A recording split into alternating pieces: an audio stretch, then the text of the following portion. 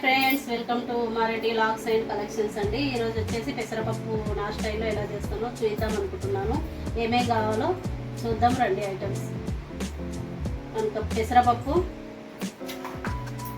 2 టమాటాలు కట్ చేసి పెట్టుకున్నానండి, ఉల్లిపాయలు, కొన్ని ఎల్లుల్లిపాయలు కలిసి పెట్టుకున్నాను, కొత్తిమీర, పచ్చిమిర్చి, కరివేపాకు. ఎలా చేయాలో చూద్దాం రండి. స్టవ్ వెలిగించుకొని కుక్కర్ పెట్టుకోవాలి.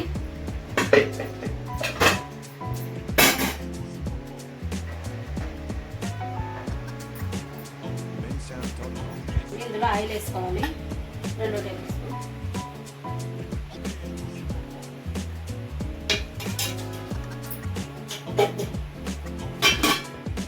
ఇందులో ఆయిల్ వేడైంది, ఉల్లిపాయలు,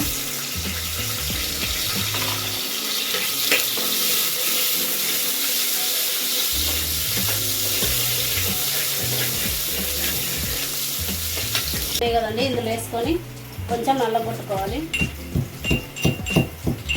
పచ్చగా కొద్దిగా ఓన్లీ జస్ట్ వేసుకోవాలి. తర్వాత ఈ పప్పు ఉంది కదండి, ఇందులో వేసుకోవాలి. ఒక్కసారి కొద్దిగా ఆయిల్లో పప్పుని మగ్గనివ్వాలి, కొద్దిగా ఫ్రై కావాలి. పప్పు టేస్ట్ బాగుంటుందండి ఇలా చేస్తే. మగ్గినాక టమాటాలు, ఈ పచ్చిమిర్చి, కరివేపాకు, కొత్తిమీర లాస్ట్లో వేసుకుందామని. ఇప్పుడు కొద్దిగా పసుపు వేసుకోవాలి.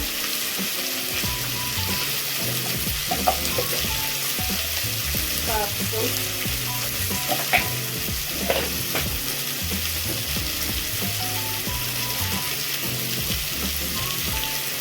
కొద్దిగా ధనియాల పౌడర్,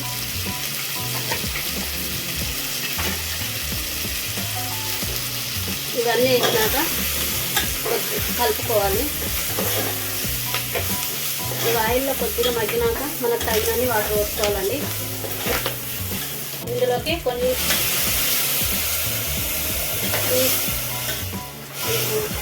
పప్పు చిక్కగా కావాలా పల్సగా కావాలా దానికి తగినట్టు వాటర్ వేసుకోవాలి. వాటర్ వేసుకున్నాక కుక్కర్ మూత పెట్టుకొని 2 విజిల్లో మీ కుక్కర్ని ఇప్పుడు కుక్కర్ మూత తీసుకొని పెట్టేసి ఒక 3 విజిల్లు రానివ్వాలి. నేనైతే 3 విజిల్లు పెడతానండి, మీ కుక్కర్ని బట్టి. కొంచెం నేనైతే 3 విజిల్లు వచ్చేదాకా ఉంచుతున్నా.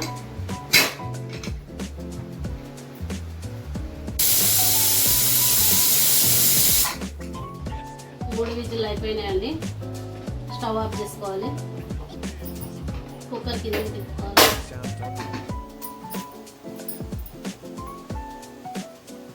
కొద్దిసేపు ఈ ఆవిరంతా పోయే వరకు ఆగాలి.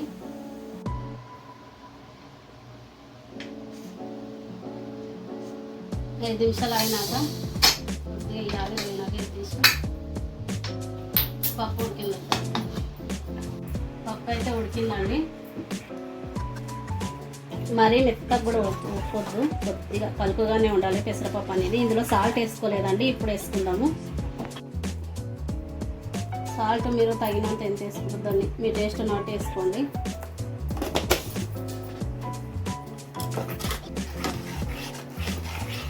అయిపోయిందండి.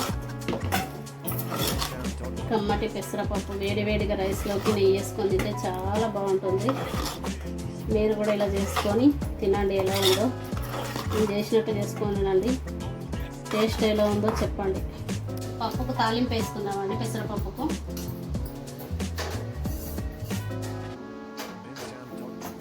స్టవ్ ఆన్ చేసుకొని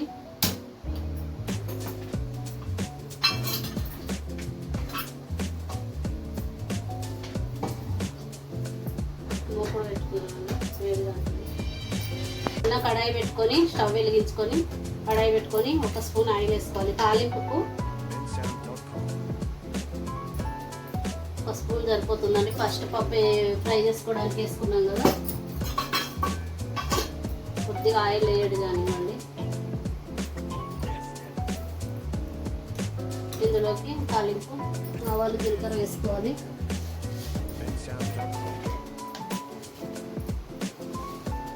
ఒక స్పూన్ ఆవాలు జీలకర్ర.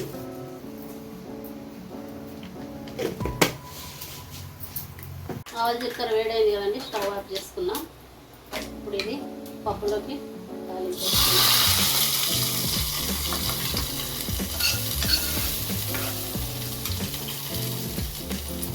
ఇప్పుడు కొత్తిమీర ఫైనల్గా కొత్తిమీర వేసుకోవాలి.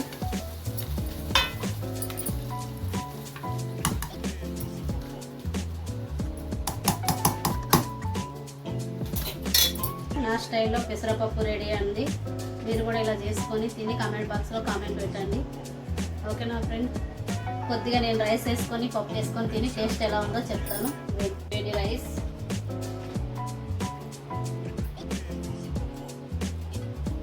మనం చేసుకున్న వేడి వేడి పెసరపప్పు,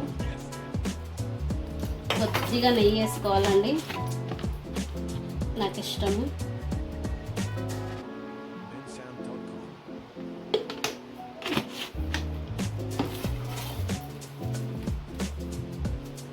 అసలు నెయ్యి పెసరపప్పు టేస్ట్ ఉంటుందండి, వేడివేడిగా చాలా బాగుంటుంది.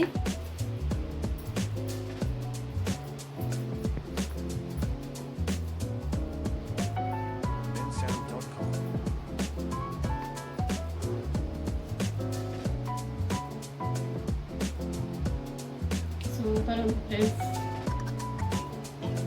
Bye friends.